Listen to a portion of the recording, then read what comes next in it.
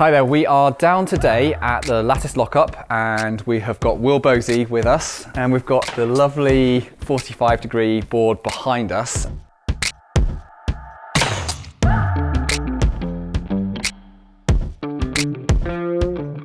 Will is going to be doing a session on the board today and kind of a little bit of a training challenge that we've kind of come up with and set. We're going to have Will try and complete all of the hardest problems set by the Lattice collective on this board. So it's a pretty hard ask, but you're going to try and do all of those problems in a session. Even if they look maybe not the highest grades, they're not soft. And there's some tricky ones, so we'll see how we get on, won't we? This first one is called La Mono. Right, see how warm I'm feeling?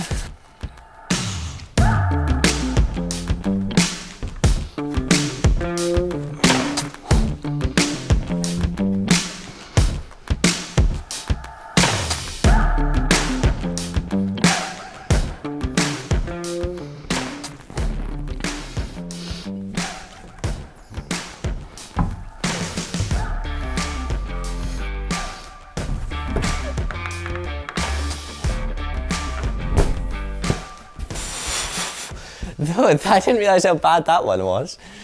Oh, I'm happy I don't need to do that again. Who set that one? Ollie. The dirty man. Starting, coming to this. Coming into the undercut. Launching into this. Alright. This one is just all about this weird undercut being such a twisted angle.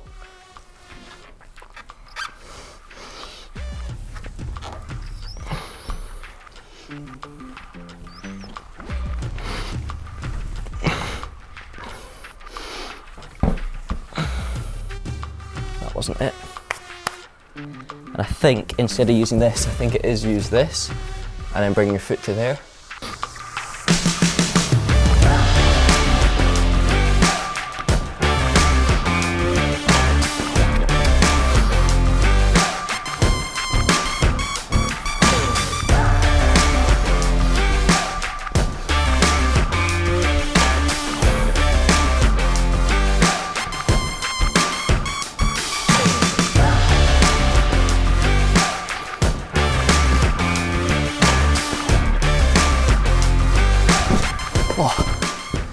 It was going into the undercut with the right foot low, but left foot high, and then pulling up worked well.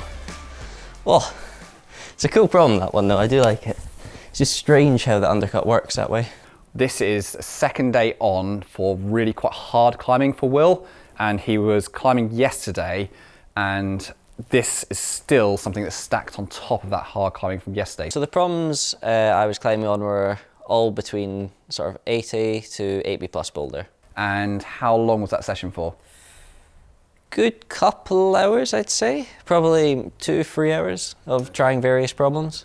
And did you finish that session feeling pretty tired? And yeah, definitely. Okay, so when you came down today and you started, I'm guessing from that you didn't feel 100% fresh and... No, definitely, like waking up, I felt very sore in quite a lot of my muscles, to be honest, so coming down I definitely didn't feel fresh. Okay, so I think what's interesting to talk about on that side of things is that lots of you out there will be listening to, oh, well, you know, Will didn't feel fresh, he didn't feel amazing, but yet he's still going and having a session and climbing on a board afterwards. Where for you, as a really high-level elite athlete, you know, aiming for Olympic qualification, where does that bit of still training when you don't feel 100% fresh fit in for you? Well, I mean, in terms of Olympic qualification, the Olympic qualification events will run for like 10 days, 8 days of climbing within that. So, like, you have to be able to get up and go and try your hardest, even if you're not feeling fresh straight away. And in terms of training benefit, I find it really useful coming when you're tired and trying really hard and seeing how much you can do. Yeah, because it's like, you've got to be comfortable after a while of not feeling okay, but being required to perform. Because there's like a physical and a mental stress with it. Definitely. And definitely in the competitions where you will have like one day where you'll have qualification and next day you're having to then go do a semi-final and a final, you know, it's all coming down to the final, and that's where all the pressure is, and that's where you're going to be most tired. So it's about, you know, being able to drive through into that. And once you've finished today and you've had, you know, another hard session today, will you then take a rest day tomorrow? Will it be completely off, or will you just sort of do some general body care, you know, flexibility work, just some really light climbing? What's your kind of plan after today? So definitely it won't be hard climbing, but I will still be doing training as such. Like I'll definitely have some flexibility, a bit of stretching, and potentially some like lighter fingerboard work. Right, big blue giant. This is small feet apparently, which I'm guessing are the blues. Makes sense. So we'll start here, and this guy. Coming out to this, launching all the way up for this, and then finishing in the jug. Weird it finishes on the jug and not the blue hold if it's a blue problem, but you know.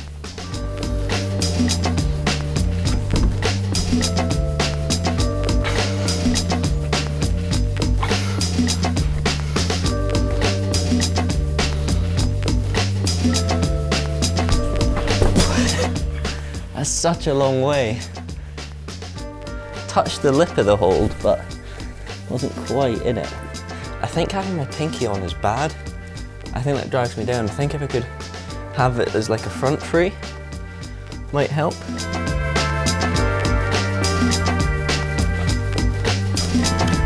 Oh, definitely can get further out of the front free, but not exactly far enough, was it? Can I actually span it? That would be the interesting one.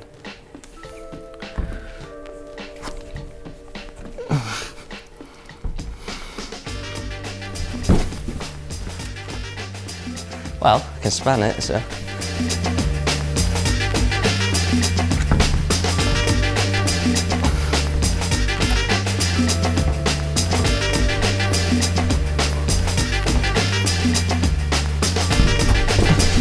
It's annoying because if I could use this, it would make it a lot easier. Right, now all these other 80, socially distant. Okay, so this is a lot more basic, this one. Starts off this atrocious pinch in this one, and then we hit this guy.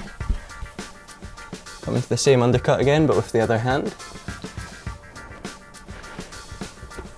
And then we're standing up high to this edge, then the yellow edge, red edge, and finish on the red.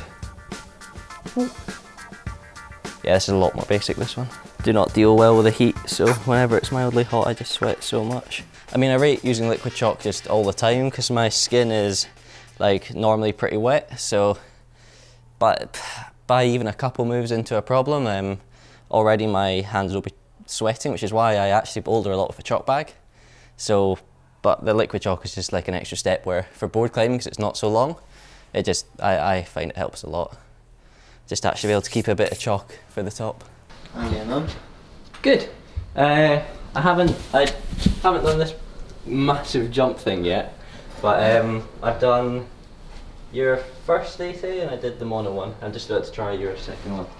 Oh, nice. Have you done your 80s? The first one, I fell off the jug. You fell off the jug? I fell off the jug. How? It was appalling. How did you get through all of this and fall off the... I hit the jug and then I ripped before, as I was about to adjust, and everything just landed on my back. And then the second one, I haven't done that yet.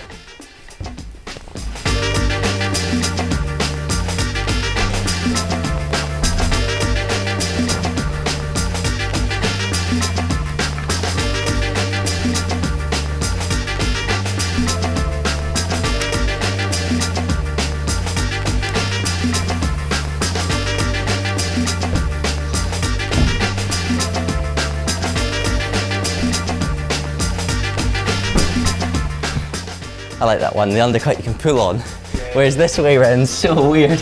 Yeah. Oh. Race stand up into it, then once you're there it feels alright. Whereas the other one, even when you stand up, you're still like, whoa. Yeah. Sweet. Felt good on that one actually. Last question.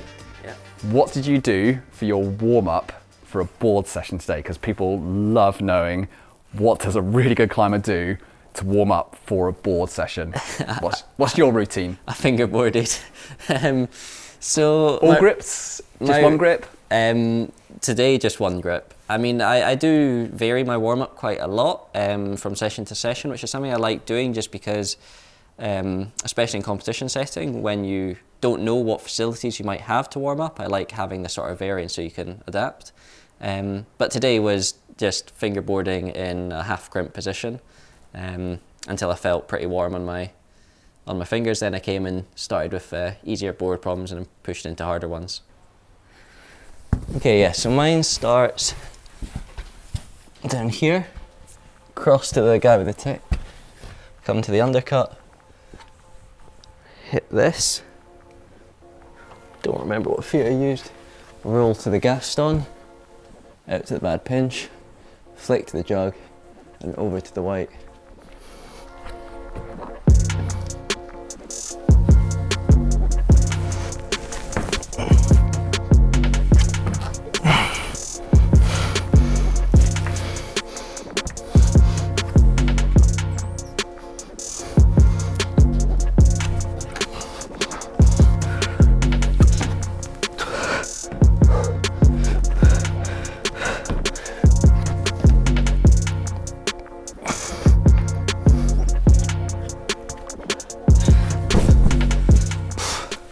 Doesn't feel so hard today. Weird. Right, this is Pete Whitaker's one, I believe we're on to now. We're going right first, aren't we? Up to this. Left comes into the undercut. Right goes over. Left into the crimp. Fell off the best hold on it. Then up to the high pinch. Then out to the red. Oh, the end looks hard. This one's cool. This is weird. Hit this, the foot in. Really hard move to that. A really hard finish even.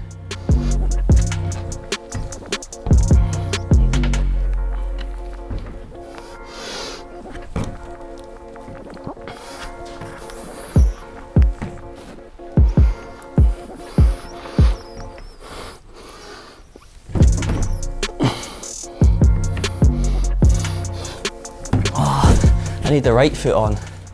I put the left on by mistake.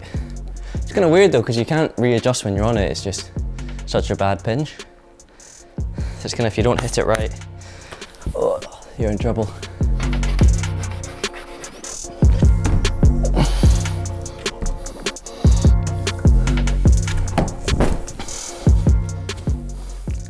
Just, yeah, so slip so far down the pinch before you can move. The left is really good, the top, but I don't think it'd be quite good enough to just hold one-handed with the swing. So I feel like you do need the pinch to stay on and be fairly strong. Whereas like that go, the pinch just felt really bad.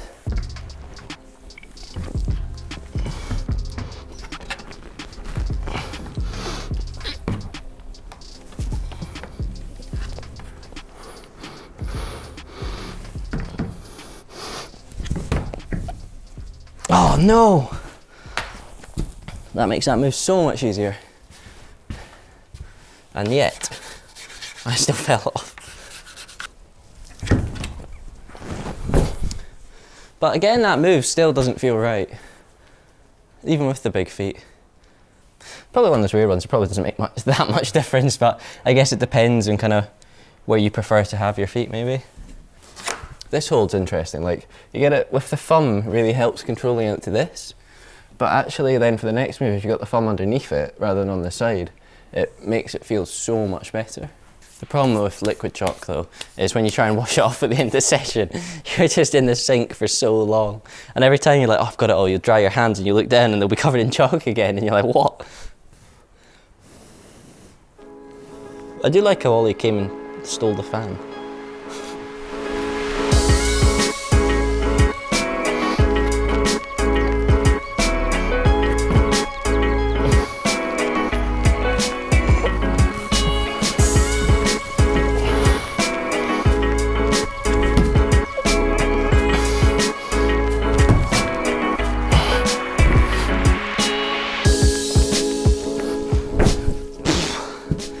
there we go.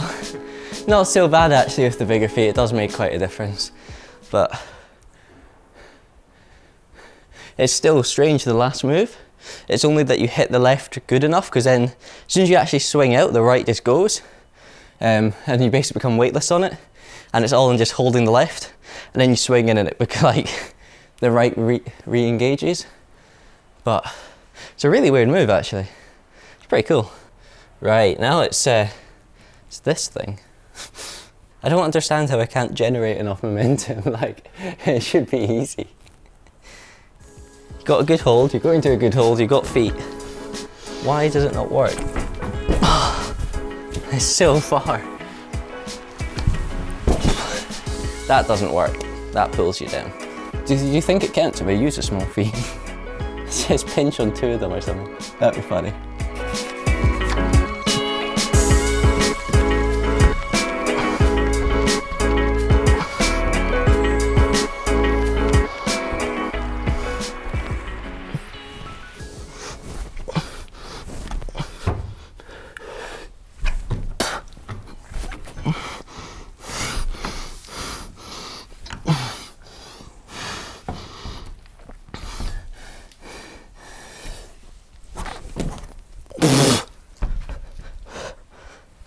Even that move is it's quite tough. I'll take that. That's ridiculous. It's just weird, as soon as you get this, all of a sudden you can like release out the lock and you just get so much reach into it. But coming from here, because you're basically all in this left arm, you're just like pulling yourself down because you have to lock in. Right, so finish the session. Yeah. Success? Yeah, definitely. Got through almost all of them. I maybe had to cheat slightly on one of them, but I'd say a success. Yeah, it's good. It's impressive, and it was, yeah. You know, you set out with an aim. You got through everything. You used a strategy to be able to work those problems and get to the top of everything. And so now that you've kind of got to the end of that session, I think a lot of people will think, okay, well, Will would finish his session right there and then because, you know, you set out with a goal and you finished it. But I think what's interesting for a lot of people watching or listening is that it's not always a set finishing point in any session. How do you decide basically when to finish? Are you a finish fresh? Are you a go to total destruction? Are you always follow the exact plan? How do you treat it? It changes a lot for sure. Like if I have a session where I feel really good and I send, you know, all the hard boulders that I would normally try in a session, maybe send some of the projects, but the session's gone on for say 2 hours, I still feel good. There will be times where I'll just decide to call it quits there because I've had a really good session. Whereas there's other times where I'll be having a worse session, but I'll maybe go on for longer just so that I can keep trying the problems and give them more attention and work harder. And it does change a lot, and I think it is very much on how you feel during the session. It's like if my skin is completely destroyed and it hurts really a lot to hold holds, I'll probably call it quits there. Whereas if my skin's still good, hands feel strong and don't feel tweaky, then I'll probably push a lot harder. I think it does change every session though.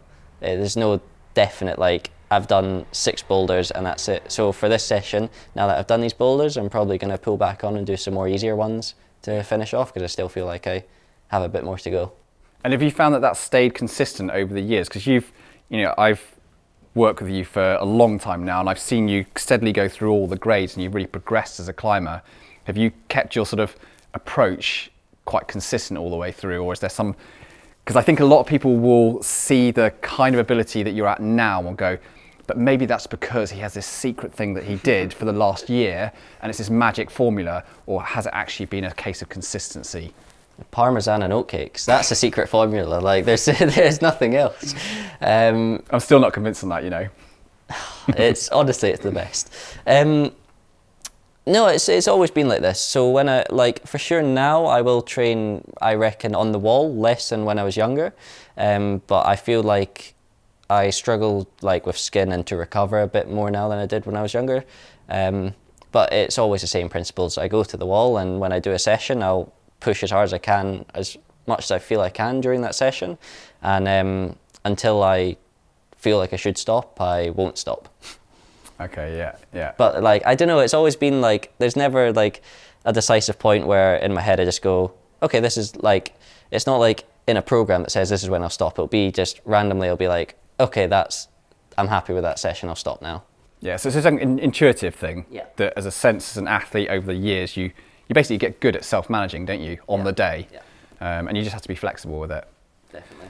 So last question that I'm going to hopefully answer for everyone out there, and this is another kind of quite popular theme, is that people are always wondering about, when you do like this, a hard, high intensity session, and you'd already carried a level of fatigue from, a previous day's worth of climbing and training, is when you now follow this up with some more climbing or conditioning work after your board session, how do you kind of slot those two together? Because you do a lot when you do a day of training. You don't just turn up 45 minutes, go home and never do anything else.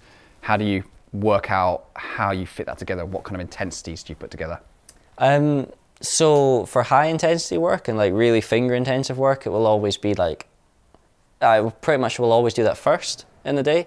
And that will be like its own block, and then from there on everything will be easier, even if this things go on for longer. And basically I find you can just fit a lot of stuff together as long as you rest in between. And are we talking about kind of 15-minute rests, half an hour? Do you give yourself pretty big blocks? I mean, it completely depends. So like in between like a board session and then going on and just doing some more like easier problems, half an hour would be fine. But in between like going on and then doing a sort of endurance session, I'd rather have like a couple hours. It does vary the time depending on what you're going to do. Like if I was to finish this and I'll go do stretching to be like 10-15 minutes, and I'd be fine to go and do that. So it definitely depends on what you're going to do. It's kind of giving yourself the right window to be able to then go and do the next thing in a motivated, high quality state, isn't it? Because there's nothing worse than going from board session and then immediately taking 10 minutes and then going to something really hard, like hard strength and conditioning, because you just don't put the quality in, you don't feel motivated. And that's what delivers results like year after year, isn't it? Yeah, no, I agree. So like a lot of the training that I've been doing recently will be like, early afternoon I'll do say a fingerboard session, and then if it's a day where I was doing strength work, then I'd wait until the evening, till after dinner, and then I'd do the strength session. So you have the whole day to sort of rest and get psyched for it again. Yeah. No, good approach.